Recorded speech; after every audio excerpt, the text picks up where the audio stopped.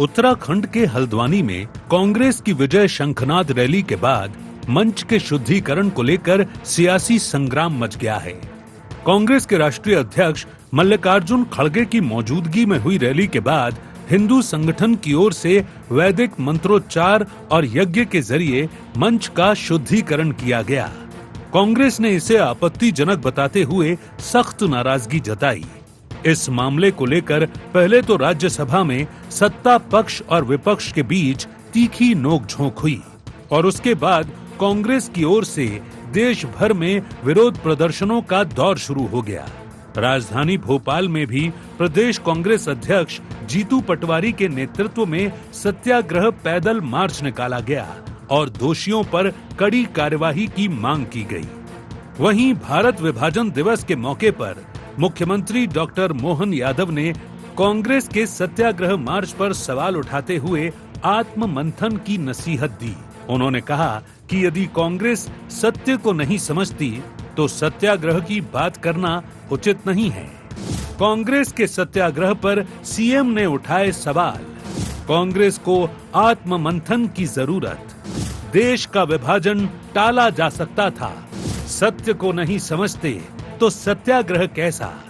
2047 तक विकसित भारत का लक्ष्य। विभाजन की विभीषिका के लिए तत्कालीन सरकार और अंग्रेज, जिसके कारण से अतीत की यह भीषण त्रासदी इतिहास की सबसे बड़ी त्रासदी बनी। कांग्रेस सत्य तो जानती नहीं तो सत्याग्रह क्या करेगी। उनके आचरण से कदम कदम पर कूटनीति झलकती है, झूठ की पराकाष्ठा होती है। कांग्रेस को आत्ममूल्यांकन करने की जरूरत है। उधर मुख्यमंत्री के बयान के बाद कांग्रेस ने भी बीजेपी पर पलटवार किया। कांग्रेस ने हल्द्वानी के मंच शुद्धिकरण को लेकर इसे सामाजिक सौहार्द और लोकतांत्रिक मूल्यों के खिलाफ बताया। भोपाल के सत्याग्रह पैदल मार्च में शामिल हुए प्रदेश कांग्रेस अध्यक्ष जीतू पटवारी ने कहा कि इस तरह की घटनाओं को किसी भी कीमत पर सामान्य नहीं माना जा सकता। ये पूरी कांग्रेस पार्टी का अपमान है। बीजेपी धर्म और आस्था का सहारा लेकर समाज को बांटने की राजनीति कर रही है। एक बार फिर उजागर हुआ कि भारतीय जनता पार्टी नफरत फैलाने वाली पार्टी है, घृणा फैलाने वाली पार्टी है। आरएसएस की जो सोच है वो बंटवारा करती है। मल्लिकार्जुन खड़गे जी का जो अपमान हुआ, एक व्यक्ति का, एक कांग्रेस के अध्यक्ष का अपमान नहीं है, ये देश के संविधान के मूल अस्तित्व पर प्रहार है। मैं निंदा करता हूँ भारतीय जनता पार्टी की उस विचारधारा की जिसने खड़गे जी को हल्द्वानी में जहाँ स्थान था उसको धोया। कुल मिलाकर हल्द्वानी से उठा मंच के शुद्धिकरण का विवाद अब मध्य प्रदेश की सियासत में भी बड़ा मुद्दा बन गया है। कांग्रेस इसे अपमान और धार्मिक भावनाओं से जुड़ा मामला बता रही है तो बीजेपी कांग्रेस के सत्याग्रह पर ही सवाल खड़े कर रही है। ऐसे में देखना ये होगा कि हल्द्वानी की चिंगारी एमपी की सियासत में कितनी दूर तक जाती है। Bureau report, IND 24।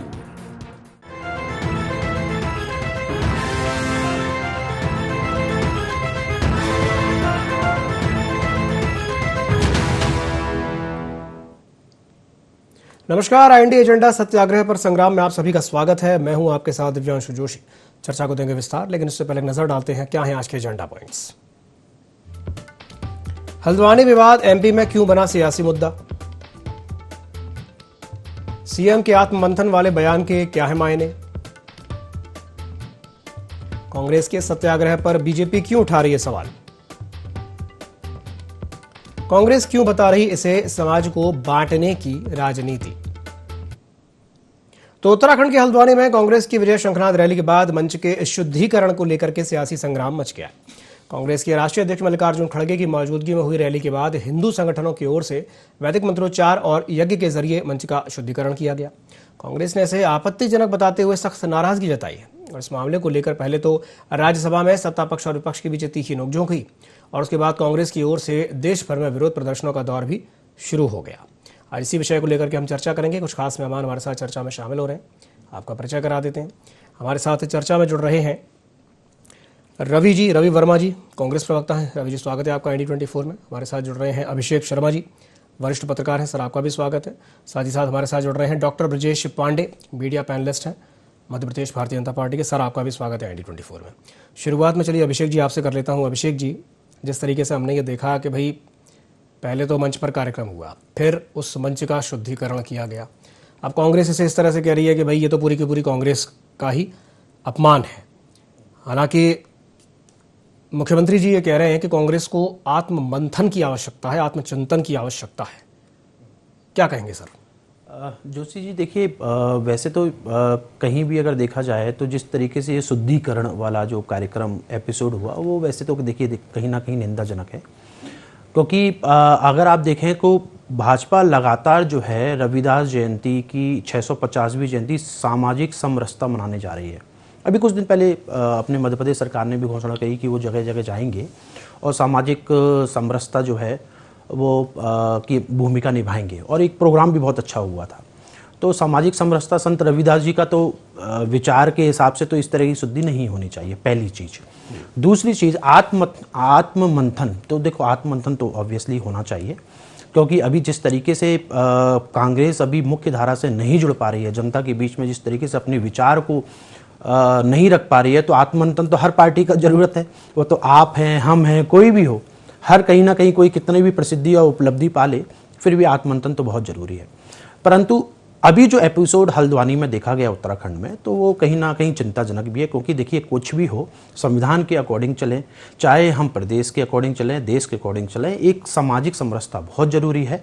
और इस तरीके का शुद्धिकरण जो है, जो किया जा रहा है, उसमें कहीं ना कहीं देखिए अपमान तो है। और मैं तो समझता हूँ कि इस पर किस तरीके के लोग इन्वॉल्व हुए और क्यों इस तरह का किया गया, इस पर विचार करना चाहिए। इस तरीके का जो द्वेष भावना पूर्वक जो कार्यक्रम है वो नहीं आयोजित किए जाने चाहिए। जी, बिल्कुल सही कहा आपने। कहीं ना कहीं ये द्वेष की भावना को ही परिलक्षित करता है कि भाई राष्ट्रीय अध्यक्ष हैं मल्लिकार्जुन खड़गे, और वो वहाँ पर कोई कार्यक्रम करके गए, और उसके बाद अगर आप उस कार्यक्रम स्थल का शुद्धिकरण कर रहे हैं, तो अल्टीमेटली आप क्या प्रदर्शित करना चाह रहे हैं? भाई ये मानसिकता कोई दिखाता है ना। पांडे जी के पास जाना चाहूँगा। डॉक्टर पांडे, भाई शुद्धिकरण करके भारतीय जनता पार्टी आखिर प्रदर्शित क्या करना चाहती है? हम तो यही नहीं समझ पा रहे हैं। क्या आपको ऐसा लगा कि वो व्यक्ति जो वहाँ पर संबोधित कर रहा था वो इस योग्य नहीं था? आपको कहीं ना कहीं से ये लगा कि नहीं इसलिए आपने शुद्धिकरण किया? क्या कहेंगे? व्यासु जी, ये जो पूरा का पूरा मसला है, इस पूरे के पूरे मामले पर कांग्रेस पार्टी अनावश्यक की राजनीति कर रही है। नंबर एक, पहली बात, जो हल्द्वानी उत्तराखंड की जमीन पर इस तरह की घटना में जहां पर हमारे कांग्रेस पार्टी के राष्ट्रीय अध्यक्ष माननीय मल्लिकार्जुन खड़गे साहब गए थे, वहां पर भारतीय जनता पार्टी के किसी भी कार्यकर्ता ने जाकर किस तरह कोई शुद्धिकरण का कार्यक्रम नहीं रखा। कुछ संगठन हैं जो उन लोगों को बुरा लगा और उन लोगों ने जाकर के इस शुद्धिकरण का कार्यक्रम किया, जिसकी मैं घोर निंदा करता हूं। मैं इस बात से कभी भी सहमत नहीं रहता हूं, क्योंकि भारत के संविधान में सभी जाति, धर्म, वर्ग के लोगों को समान अधिकार मिला हुआ है। और भारत के संविधान की धारा, चाहे वो 19(1) हो, चाहे 23(c) हो, चाहे 27(b) हो, सभी करीब करीब यही कहती हैं कि हमको मौलिक अभिव्यक्ति है, लेकिन संविधान कभी आपको ये परमिशन नहीं देता कि आप इस तरह की कोई भेदभाव की बात करें। लेकिन इस पूरे के पूरे चीज को कांग्रेस ने एक ऐसा नाटकीय क्रम दे दिया। कांग्रेस सत्याग्रह की बात करती है। अरे, इनको अपने देश के राष्ट्रीय पिता महात्मा गांधी जी सीखना चाहिए। सत्याग्रह का अर्थ क्या होता है, पहले ये समझना चाहिए। सत्याग्रह का शाब्दिक अर्थ होता है सत्य के लिए आग्रह करना, लेकिन सत्य के लिए आग्रह करना, झूठ के लिए नहीं। लेकिन कांग्रेस पार्टी का जो ये चाल चरित्र चेहरा था जो सामने उजागर हुआ, ये और इनके नेता पार्लियामेंट को जिस तरह से के अंदर भारतीय जनता पार्टी को बदनाम करने की कुचक्र रच रहे थे और एक्सपोज हुए जनता के सामने, उसी कड़ी पे आज ये कार्यक्रम था। और हम भारतीय जनता पार्टी के किसी कार्यकर्ता का उसमें इन्वॉल्वमेंट नहीं था। आप भारतीय जनता पार्टी पे क्यों आरोप लगा रहे हैं? बहुत सारे स्वयंसेवी संगठन होते हैं जो इस तरह की गतिविधियों में संलिप्त होते हैं, हम उनको नहीं रोक पाते। लेकिन अगर जिसने भी किया उसके खिलाफ कड़ी कार्रवाई करेगी भाजपा, ये मैं आपको जरूर आश्वस्त कर सकता हूँ। ठीक है, ठीक ठीक। रवि जी, क्या कहेंगे पांडे जी की बात पर? दिव्यासु जी, देखिए, नफरत को राजनीति का हथियार बनाकर सत्ता की सीढ़ी चढ़ने वाली नरेंद्र मोदी जी की सरकार में लगातार जो है बजरंग दल, विश्व हिंदू परिषद और आरएसएस के जो हुड़दंगी लोग हैं, ये असामाजिक जो तत्व हैं, गुंडे हैं, लगातार जात पात धर्म के नाम पर भारतीय जनता पार्टी के एजेंडे को आगे बढ़ा रहे हैं। वो बंटवारे की उस दीवार को खड़ी करना चाहते हैं जात पात के नाम पर, के आधार पर, जिस जात पात की मनवादी सोच के दम पर भारतीय जनता पार्टी का मूल कैडर खड़ा हुआ है, जिस जात पात की विरोधा वाली सोच के आधार पर आरएसएस की जो एक नींव रखी गई है, उस सोच के आधार पर लगातार देश में ये बंटवारे की दीवारें खड़ी करना चाहते हैं। क्योंकि देश में सबसे बड़े दलित लीडर के मंच पर रैली के संबोधन के बाद इस तरह का विरोध अगर किसी तरीके का था तो वो कई तरीके हो सकते हैं। मैं ये नहीं कह रहा हूं कि विरोध ना किया जाए, विरोध के कई तरीके हो सकते हैं, लेकिन आज शुद्धिकरण करना ये कहना कि शुद्धिकरण करके जो है शुद्ध किया जाएगा, आखिर ये सोच, ये जात पात की दीवारें क्यों खड़ी की जा रही हैं? खड़गे जी जो है देश में दलित लीडर के रूप में जाने जाते हैं और सबसे सीनियर और वरिष्ठ नेताओं के रूप में जाने जाते हैं। तो ये दर्शाता है कि किस तरीके से भारतीय जनता पार्टी अपने असंगठित ऑर्गेनाइज के बल पर, अपने असामाजिक तत्व गुंडों के बल पर किस तरीके से जात पात की दीवारें खड़ी करना चाहती है। विरोध करना था तो कई तरीके हो सकते थे, लेकिन आज भारतीय जनता पार्टी ने उस सोच को आगे किया है, जिस सोच को लगातार इस देश में समय समय पर उजागर होता है। क्योंकि भारतीय जनता पार्टी के लोग आरक्षण को खत्म करने की बात करते हैं, भारतीय जनता पार्टी के लोग आरक्षण के खत्म करने के साथ साथ संविधान को खत्म करने की बात करते हैं, और ये विरोध प्रदर्शन संविधान की मूल भावना के खिलाफ है, जहां संविधान अधिकार देता है हर समाज के व्यक्ति को, समानता का अधिकार देता है। और समानता के अधिकार के लिए महात्मा गांधी ने, बाबा साहब अम्बेडकर ने जिस तरीके की एक मुहिम चलाई और जात पात को मिटाने का काम किया, ये उस मूल भावना के खिलाफ है। और इतनी बड़ी घटना बीत जाने के बाद मूक दर्शक बने हैं नरेंद्र मोदी जी, अमित शाह और मोहन यादव जी, कि किस तरीके मोहन यादव जी भी ओबीसी आते हैं। उन्हें यह भूलना नहीं चाहिए कि अखिलेश यादव जी जब मुख्यमंत्री के पद से हटते हैं तो यही भारतीय जनता पार्टी के घिनौने चेहरे थे जो मुख्यमंत्री आवास को गंगा जल से धोने के लिए गए थे। यही भारतीय जनता पार्टी के घिनौने चेहरे हैं जो बिंद में एक दलित आदिवासी के मस्तक पर पेशाब करते हैं और दलितों को 10 फीट गड्ढे गहरे में गाड़ दिया जाता है। तो ये भारतीय जनता पार्टी की जो घिनौनी सोच का चेहरा है, लगातार देश में देखा जाता है कि कैसे ये नफरत की दीवारें खड़ी करना चाहते हैं, कैसे ये जात पात के बल पर जो है समाज में बंटवारे की दीवारें खड़ी करना चाहते हैं। तो ये स्पष्ट है कि मूल भावना के खिलाफ, संविधान के खिलाफ जाकर लगातार भारतीय जनता पार्टी काम करती है, और जब उसे अगर कुछ नजर नहीं आता है तो वो अपने इस तरीके के जो उसके संगठन हैं उनके दम पर इस तरीके का काम करने जाती है जो देश की मूल भावना के खिलाफ है। और देश की जनता देख रही है कि कैसे ये दलितों का अपमान कर रहे हैं, कैसे आदिवासियों के हक अधिकार छीन रहे हैं। जनता सबक सिखा देगी। अभी तो जेएनजीओ ने इनको खदेड़ा है, अब देश के दलित आदिवासी इनको खदेड़ने का काम करेंगे। ठीक है, ठीक है, ठीक है, ठीक है। अभिषेक जी के पास जाना चाहूंगा। अभिषेक जी, जिस तरह का अभी हम देख रहे हैं मामला, कहीं ना कहीं ये जरूरत भी महसूस हो रही है कि धार्मिक आस्था और राजनीतिक कार्यक्रमों के बीच में एक स्पष्ट रेखा होनी चाहिए, एक अंतर होना चाहिए। ये दोनों का जब घालमेल होता है तब दिक्कतें ज़्यादा होती हैं। क्या कहेंगे? दिव्यांशु जी, देखिए कि राजनीति जो है ना, अभी अगर कुछ दिनों से देखा जाए तो धर्म और जाति पर कुछ ज़्यादा खेली जा रही है। आप देखिए कि जैन जी का मुद्दा हुआ, उसमें स्टूडेंट भी भटक गए। मतलब वो पेपर लीक तो रहा मुद्दा, तो मेन तो मुद्दा वही था इकट्ठा होने का, पर उसके बाद अगर अपन देखें दिव्यांशु जी, तो वो जाति पाति में भी कई वीडियोस आई जिसमें वो बहुत सारे जो है धर्म विरोधी नारे भी देखने को मिले, जो गलत है। अब रवि जी की बात पर आ जाता है ना, रवि जी ने बहुत अच्छा कहा कि इस तरीके का नहीं होना चाहिए और होना भी नहीं चाहिए। देखिए हमारे जो है भाजपा के मीडिया पैनलिस्ट ब्रजेश पांडे जी ने भी खंडन किया कि भाई हम तो विरोध करते हैं और भाजपा का कोई कार्यकर्ता नहीं है। तो बिल्कुल जो संगठन है उसको चिन्हित करना चाहिए कि क्या वास्तव में वो भाजपा से सम्मिलित है। क्योंकि देखिए वो हिंदू जागरण मंच है, तो हिंदू जागरण मंच ऐसा थोड़ी है कि अगर हिंदू शब्द है तो वो भाजपा का ही है। क्या कांग्रेस का नहीं है? क्या खड़गे साहब का हिंदू नहीं है? क्या हिंदुओं के सम्मिलित नहीं है, उनके विश्वास में नहीं है? तो ये तो गलत है। ये किस विचारधारा के लोगों ने किया। और मैं दोनों पार्टियों से ये कहना चाहूंगा कि ये दोनों पार्टियों को इस मुद्दे पे एकजुट होना चाहिए। ऐसे संगठनों को जो बैन करने की कोशिश करनी चाहिए और ऐसे संगठनों को जो है कहीं ना कहीं संविधान के आधारित दंडित करना चाहिए। क्योंकि आप हिंदुस्तान में हैं और हिंदुस्तान में धर्मनिरपेक्ष राज्य में देश में अगर इस तरह की घटनाएं होती हैं तो उसकी निंदा करनी चाहिए। मैं कहता हूं निंदा बार भी बार करनी चाहिए और साथ में दंड भी मिलना चाहिए। दंड जैसे भी आपने मिलना कहा ना चाहिए। कि भाई देखिए, सबसे बड़ी दिक्कत जो मुझे दिखाई देती है हमारे देश में कि धार्मिक आधार पर लोगों की भावनाओं को भड़काना बहुत आसान है। बिल्कुल। भाई कोई एक मूर्ति है किसी की, मान लीजिए किसी भी महापुरुष की है, बिल्कुल। रातों रात अगर उस मूर्ति को खंडित कर दिया जाए, अगले दिन आप देख लीजिए साहब, सड़कों पे आप देखिए क्या स्थिति बन जाती। बिल्कुल दिव्यांशु जी, तो आप देखिए ना, इवन यूपी में ही आप देख लीजिए, कई जगह जो ऐसे मुद्दे होते हैं जहां पर भाजपा सम्मिलित नहीं है, फिर भी उसको बोल देंगे नहीं जो है हिंदू है मतलब भाजपा। ये कांग्रेस को भी देखो, कांग्रेस को भी इससे आत्ममंथन जो सीएम साहब ने कहा, यही आत्ममंथन है। क्यों इस तरीके ना, वो भी हमारा है ना भाई। कांग्रेस क्या हिंदू अपने आप को पैटर्न नहीं मानती क्या?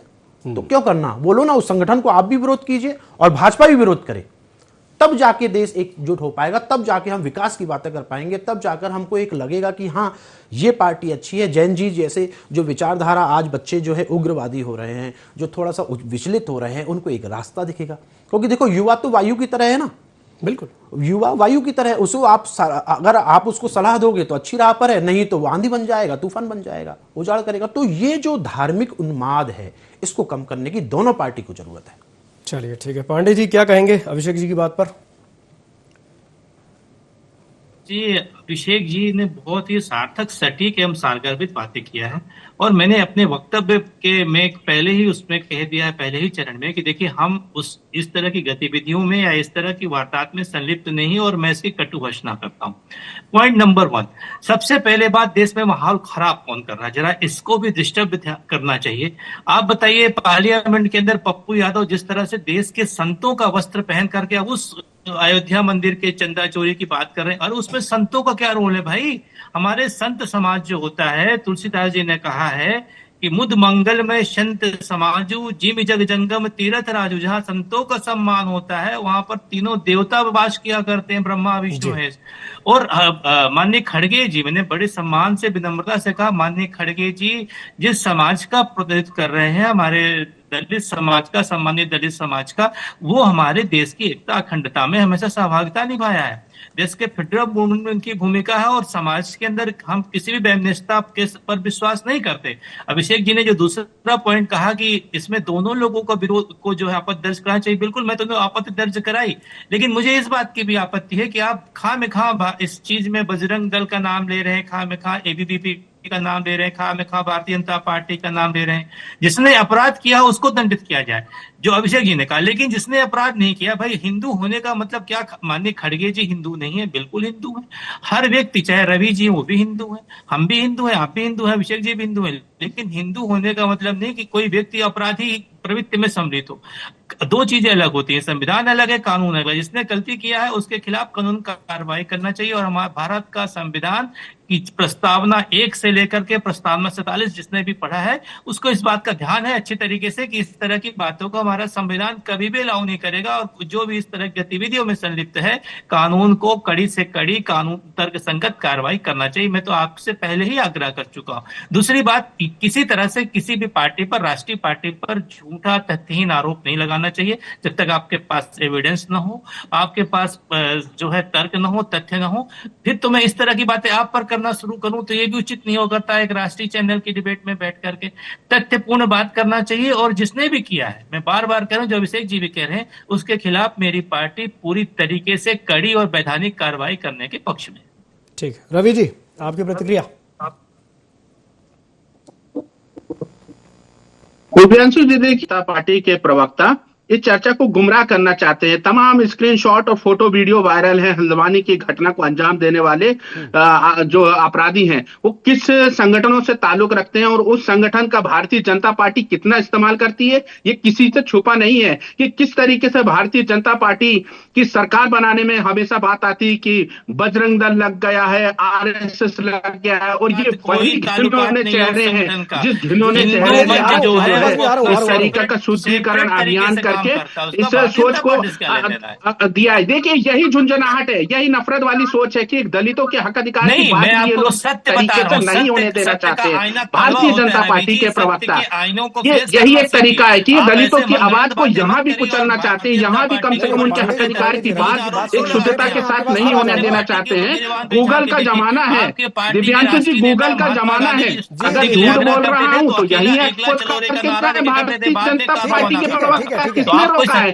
सारे स्क्रीनशॉट और फोटो वायरल है कि वो कौन लोग हैं और किसके इशारे पर इस तरह की घटनाओं को अंजाम दिया जा रहा है। ठीक है, ठीक है, पांडे जी बात कर रहे हैं। पांडे जी, आ रहा हूँ आपके पास भी आ रहा हूँ। के खिलाफ इनके मुंह से एक शब्द नहीं निकलता है। देश में तमाम संत महात्मा जिस तरीके से चंदा चोरी के खिलाफ नामबंद हुए हैं, वो प्रतीकात्मक। अरे पांडे जी सुन तो लीजिए। नौसिखिए प्रवक्ताओं को या नेताओं को समझना होगा कि किस तरीके से पप्पू यादव ने या कांग्रेस पार्टी ने समूची धर्म की रक्षा की है। तो चंदा चोरी के खिलाफ आवाज बुलंद की है। जिस चंदा चोरी के खिलाफ भारतीय जनता पार्टी के प्रवक्ता की घिक्की बन चुकी है, नरेंद्र मोदी की घिक्की बन चुकी है, अमित शाह तो संसद से गायब है, चंदा चोरी पर एक शब्द नहीं बोल पा रहे हैं। आज इन्हें पप्पू यादव याद आ रहे हैं, संत समाज आ रहा है। संत समाज तो लगातार इनकी बत्तियों जलने पर लगा हुआ है। आखिर चंदा चोरी पर देश की जनता जानना चाहती है। उस प्रतीकात्मक विरोध की आड़ में नहीं छुपना चाहते हैं तो नरेंद्र मोदी और भारतीय जनता पार्टी के पास छुपने वाले नहीं है। को अंजाम देने की कोशिश की है, उसके खिलाफ कानून कड़ी से कड़ी कार्रवाई करनेगा और करना चाहिए। हम तो, हमारी सरकार इसके लिए प्रतिबद्ध है। हमारी जीरो टॉलरेंस की नीति है, हम तो करेंगे इस चीज को कार्रवाई इनके खिलाफ। फिर आप भारतीय जनता पार्टी पे क्या आरोप लगा रहे हैं? ठीक है, ठीक है, ठीक है, ठीक है, ठीक है। अभिषेक जी, अब यही बात जो अभी कह रहे थे पांडे जी कि भाई हम कार्रवाई कर तो रहे हैं, मतलब कह रहे हैं कि कार्रवाई करेंगे, ठीक है। लेकिन बात यह है ना कि इस तरह के इंसिडेंट बार बार क्यों होते हैं? केवल कह देने मात्र से कि हम कार्रवाई करेंगे, कार्रवाई हो तो रही है, माहौल तो खराब हो ही रहा है ना। रवि जी का गुस्सा भी थोड़ा सा जायज है, क्योंकि देखिए नो डाउट क्या होता है कि दिव्यांशु जी, जब बहुत सारी चीज़ें एक इलास्टिक, जैसे कि रबड़ है ना, इलास्टिक खींचते हैं तो एक सीमित तक तो खींचा, उसके बाद खींचने के बाद वो टूट गया। तो वो कांग्रेस के साथ अभी हो रहा है, क्योंकि बार बार कहीं ना कहीं देखिए इस तरीके की, जैसे रवि जी की कुछ ना कुछ बात सही है, वो कह रहे हैं कि कहीं ना कहीं हमने, अगर इनके पास वीडियोस हैं, सब कुछ हैं, तो मैं तो कहता हूं उनको पेश करना चाहिए और उसके आधार पर जो है कार्रवाई की मांग करनी चाहिए। क्योंकि अगर इस तरीके का इन्वॉल्वमेंट है तो जनता के सामने आए। तो आखिर विपक्ष का काम क्या है? जनता के सामने सच्चाई लाना, क्योंकि सत्ता पक्ष तो देखो कहीं ना कहीं हाइड करने की कोशिश करेगा ही। तो अगर इस तरीके की चीजें अगर उनके पास हैं तो ऑब्वियसली इनके पास आनी चाहिए, उसको हाईलाइट करना चाहिए। क्योंकि देखिए ये जो वैमनस्यता है, जातिगत धर्म की जो वैमनस्यता है, ये कहीं ना कहीं आप कुछ भी कहें, राजनीतिक पार्टियां ही इसको बनाती हैं और इसको दबाने का भी काम करती हैं। क्या धन और ज्ञान का दिव्यांशु जी कोई वो होता है कि छुआछूत? मैंने एक दलित से, या मैंने किसी को, मैं अशुद्ध हूं, मैंने एक किसी को अगर मान लो 1 रुपया दे दिया, क्या वो सामने वाला लेगा? 50 बार लेगा। कोई मना करता है कि धन कभी अशुद्ध हुआ है? ज्ञान कभी अशुद्ध हुआ है? नहीं। हमारे विचार अशुद्ध हैं, हमारी कार्यप्रणाली अशुद्ध होती है। तो इस तरीके के जो, अगर मैं तो कहता हूं इस तरीके की अगर कोई भी कार्यप्रणाली अगर भारत देश में हो रही है तो सभी संगठनों को, सभी पार्टियों को एकजुटता से इसका विरोध करना चाहिए। बिल्कुल। रवि जी क्या कहेंगे अभिषेक जी की बात पर? देखिए, अभिषेक जी ने जो चर्चा की है, उन्होंने कई हद तक उन चीजों से पर्दा उठाया है जिस चीज पर भारतीय जनता पार्टी के प्रवक्ता मानना ही नहीं चाह रहे हैं। मैं कह रहा हूं ना कि गूगल का जमाना है, अब तो हर चीज का टेक्नोलॉजी का जमाना है। गूगल कर चुके हैं, वीडियो और फोटो उन चेहरों के पब्लिक डोमेन में है जिन लोगों ने ये काम किया है, तो उनके संबंध सीधे सीधे उजागर हो रहे हैं। नेताओं के साथ फोटो भी एक्सपोज हो रहे हैं कि वो किन संगठनों को पल्लवित पोषित करते हैं भारतीय जनता पार्टी। तो क्या इन्हें दिखता नहीं है?